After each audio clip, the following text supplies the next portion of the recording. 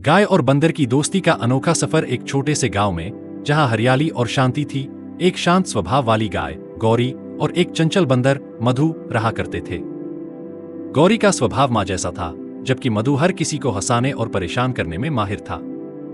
दोनों की मुलाकात गांव के तालाब के पास हुई, जहां गौरी हर दिन पानी पीने आती और मधु आसपास के पेड़ों पर उछल कूद करता।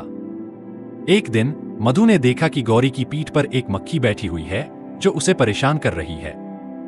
मधु झट से पेड़ से कूदकर गौरी के पास आया और अपनी लंबी पूंछ से मक्खी को भगा दिया।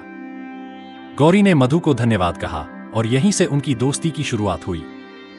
दिन बीतने लगे और उनकी दोस्ती गहरी होती गई। गौरी हर दिन मधु के लिए अपने चरागाह से ताजे घास के कुछ टुकड़े लाती और बदले में मधु उसे गांव के फलों से परिचय कराता। वे घंटों तालाब के पास बैठकर आसमान में उड़ते पक्षियों को देखते और अपनी अपनी दुनिया की कहानियां सुनाते। एक बार गांव में भयानक बाढ़ आ गई। तालाब लबालब भर गया और गांव के कई घर पानी में डूब गए। लोग अपने सामान और मवेशियों को सुरक्षित स्थान पर ले जाने की कोशिश कर रहे थे, लेकिन गौरी बाढ़ के पानी में फंस गई। वह डर के मारे जोर जोर से रंभाने लगी।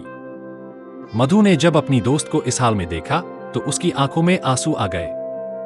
उसने सोचा, मैं कुछ भी करके गौरी को यहां से निकालूंगा। वह फौरन गांव के बाकी जानवरों और कुछ इंसानों को बुलाने गया।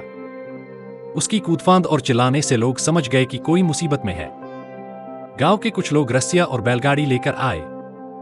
मधु ने पेड़ की ऊंचाई से दिशा दिखाकर उन्हें गौरी तक पहुंचाया। लोगों ने काफी मशक्कत के बाद गौरी को सुरक्षित बाहर निकाला। गौरी के बाहर आते ही मधु उसकी पीठ पर चढ़ गया और उसे गले से लगा लिया। गौरी की आंखों में खुशी और कृतज्ञता के आंसू थे। उस दिन के बाद गांव के लोग उनकी दोस्ती की मिसाल देने लगे। गौरी और मधु की दोस्ती ने सिखाया कि सच्चा दोस्त वह होता है जो मुश्किल समय में आपके साथ खड़ा हो। और इस तरह गौरी और मधु की दोस्ती बाढ़ के साथ और भी गहरी हो गई। वे अब भी तालाब के किनारे बैठकर अपनी जिंदगी के रोमांचक पलों की बातें करते हैं। दोस्ती में न कोई बड़ा होता है, न कोई छोटा। यह तो बस एक दूसरे के लिए दिल से किए गए कामों से मजबूत होती है।